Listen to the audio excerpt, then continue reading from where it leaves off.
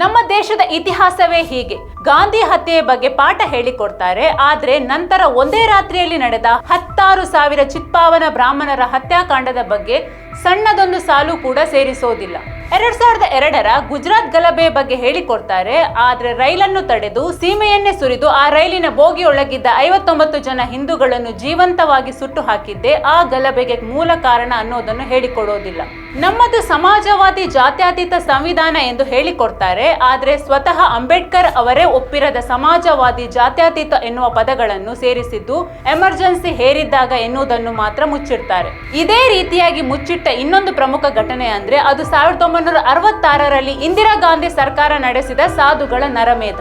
ಅಂದು ಗೋ ಹತ್ಯೆ ನಿಷೇಧ ಕಾಯ್ದೆಗೆ ಆಗ್ರಹಿಸಿ ಸಾವಿರಾರು ಸಾಧುಗಳು ಮತ್ತು ಗೋ ರಕ್ಷಕರು, ನಾಗಾ ಸಾಧುಗಳು ಸಂಸತ್ತಿನ ಹೊರಗೆ ಪ್ರತಿಭಟನೆ ನಡೆಸ್ತಾ ಇದ್ರು. ಇಂದಿರಾ ಗಾಂಧಿ ಕ್ರೋಧಗೊಂಡ್ರು. ಏಕಾಏಕಿ ಸಾವಿರಾರು ಸಾಧುಗಳ ಮೇಲೆ ಗುಂಡಿನ ಮಳೆ ಸುರಿಸಲಾಯಿತು. ಪ್ರತಿಭಟನಾಕಾರರು ತಮ್ಮ ಜೊತೆಯಲ್ಲಿ ಸಾಂಕೇತಿಕವಾಗಿ ಗೋವುಗಳನ್ನು ಕೂಡ ಕರೆತಂದಿದ್ರು.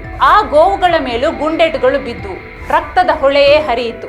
मैं पटेल चौक पर पहुंचा तो मुझे रोक दिया गया, आप आगे नहीं जा सकते। और लाशें थी गिरे हुए थे, मैं दिखाई दे रहा था, खून बह रहा था, यहाँ तक कि मेरा जो जूता था वो ऊपर तक खून से लथपथ हो गया था. ಅಂದಿನ ಗೃಹ ಸಚಿವ ಗುಲ್ಜರಿಲಾಲ್ ನಂದಾ ಅವರು ಸದನಕ್ಕೆ ನೀಡಿದ ಮಾಹಿತಿ ಏನ್ ಗೊತ್ತಾ? ಈ ಪ್ರತಿಭಟನೆಯಲ್ಲಿ 100 ಮಂದಿಗೆ ಗಾಯಗಳಾಗಿವೆ ಮತ್ತು 7 ಜನರು ಮೃತಪಟ್ಟಿದ್ದಾರೆ ಎಂದು. ಆದ್ರೆ ಈ ಗೋಲಿಬಾರಿನಲ್ಲಿ ಮೃತರಾದ ಒಟ್ಟು ಸಾಧು ಸಂತರ ನಿಖರವಾದ ಲೆಕ್ಕ ಇಂದಿಗೂ ಲಭ್ಯವಿಲ್ಲ.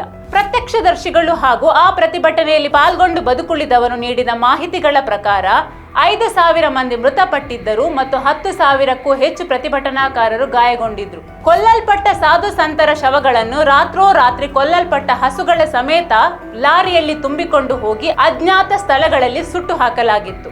ಆ ಶವಗಳ ನಡುವೆ ಇನ್ನೂ ಸಾಯದೆ ಉಸಿರಾಡುತ್ತಿದ್ದವರೂ ಇದ್ರು ಎನ್ನಲಾಗಿದೆ. ಇಂದಿರಾ ಗಾಂಧಿಯವರ ಈ ಪರಿಯ ಕ್ರೌರ್ಯ ಮತ್ತು ನಿರ್ದಯತೆಯನ್ನು ಕಂಡು ದಿಗ್ಭ್ರಾಂತರಾದಂತಹ ಸಾಧು ಕರ್ಪಾತ್ರಿ ಮಹಾರಾಜ್ ಅವರು ಇಂದಿರಾ ಗಾಂಧಿ ಮತ್ತು ಅವರ ಕುಟುಂಬಸ್ಥರಿಗೆ ಭಯಾನಕವಾದಂತಹ ಮತ್ತು ಅಸಹಜವಾದಂತಹ ಸಾವುಗಳೇ ಬರಲಿ, ಅವರ ಮಕ್ಕಳು ಎಂದಿಗೂ ಶಾಂತಿಯಿಂದ ಆಳದಿರಲಿ ಎಂದು ಕಠೋರವಾದ ಶಾಪ ಹಾಕಿದ್ರು. ಇದನ್ನು ಮೂಢನಂಬಿಕೆ ಅಂತಾದ್ರೂ ಅಂದ್ಕೊಳ್ಳಿ, ಕಾಕತಾಳೀಯ ಅಂತಾದ್ರೂ ಅಂದ್ಕೊಳ್ಳಿ, ಅಥವಾ ಕರ್ಮ ಅಂತಾದ್ರೂ ಅಂದ್ಕೊಳ್ಳಿ, ಇಂದಿರಾ ಗಾಂಧಿ ಸರ್ಕಾರ ಸಾಧುಗಳ ಮೇಲೆ ಗುಂಡು ಹಾರಿಸಿ ಕರ್ಪಾತ್ರಿ ಮಹಾರಾಜ್ ಅವರಿಂದ ಶಾಪ ಹಾಕಿಸಿಕೊಂಡಿದ್ದು ಶ್ರೀಕೃಷ್ಣ ಮತ್ತು ಗೋವುಗಳನ್ನು ಪೂಜಿಸುವ ಹಿಂದೂಗಳ ಪವಿತ್ರ ಹಬ್ಬವಾದ ಗೋಪಾಷ್ಟಮಿಯ ದಿನ. ಇಂದಿರಾ ಗಾಂಧಿಯವರು ತನ್ನದೇ ಅಂಗರಕ್ಷಕರ ಗುಂಡೇಟಿಗೆ ಬಲಿಯಾಗಿ ಪ್ರಾಣ ತ್ಯಜಿಸಿದ್ದು ಕೂಡ ಅದೇ ಗೋಪಾಷ್ಟಮಿಯ ದಿವಸ. ಅಷ್ಟೇ ಅಲ್ಲ, ಇಂದಿರಾ ಗಾಂಧಿಯವರ ಉತ್ತರಾಧಿಕಾರಿ ಎಂದೇ ಬಿಂಬಿಸಲಾಗಿದ್ದ ಸಂಜಯ್ ಗಾಂಧಿ ತನ್ನ ತಾಯಿಗೂ ಮೊದಲೇ ವಿಮಾನ ಅಪಘಾತದಲ್ಲಿ ಮೃತರಾಗಿದ್ದು ಕೂಡ ಕಾಕತಾಳೀಯವೂ ಏನೂ ಆಗಿರಲಾರದು. ಇಂದಿರಾ ಗಾಂಧಿ ಅವರ ನಂತರ ಅಧಿಕಾರಕ್ಕೆ ಬಂದ ರಾಜೀವ್ ಗಾಂಧಿ ಕೂಡ LTT ಆತ್ಮಹತ್ಯಾ ಬಾಂಬರ್ಗಳ ಭೀಕರ ದಾಳಿಗೆ ತುತ್ತಾಗಿ ಭಯಾನಕ ರೀತಿಯಲ್ಲಿ ಸಾವನ್ನಪ್ಪಲು ಕೂಡ ಸಾಧು ಕರ್ಪಾತ್ರಿ ಮಹಾರಾಜ್ ಅವರ ಶಾಪವೇ ಕಾರಣ ಎಂದು ಅನೇಕರು ಇಂದಿಗೂ ನಂಬುತ್ತಾರೆ. ಹಾಗೆಯೇ ಸೋನಿಯಾ ಗಾಂಧಿಯವರು ತಮ್ಮ ಕೈಗೆ ಬಂದ ಪ್ರಧಾನಿ ಹುದ್ದೆಯನ್ನು ಮನಮೋಹನ್ ಸಿಂಗ್ ಅವರಿಗೆ ಬಿಟ್ಟುಕೊಟ್ಟಿದ್ದಕ್ಕೂ ಈ ಶಾಪದ ಭಯವೇ ಕಾರಣ ಎನ್ನುವುದು ಅನೇಕರ ಅನಿಸಿಕೆ.